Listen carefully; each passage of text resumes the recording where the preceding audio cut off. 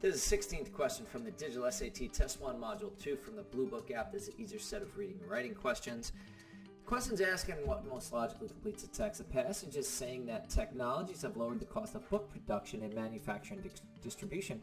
It says that this occurs after authoring, editing, and design of the book are complete, which implies that in the authoring, editing, and design of the book, those prices are not brought down. Answer choice D is saying just that. The costs of writing, editing, and designing a book are less affected by technologies used than were the costs of manufacturing and distributing a book.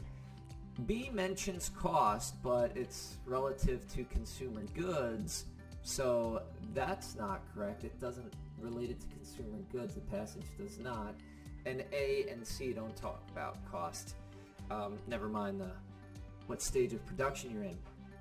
To see the full-length video, check us out on YouTube, IB Masters Learning Center, and have a great day.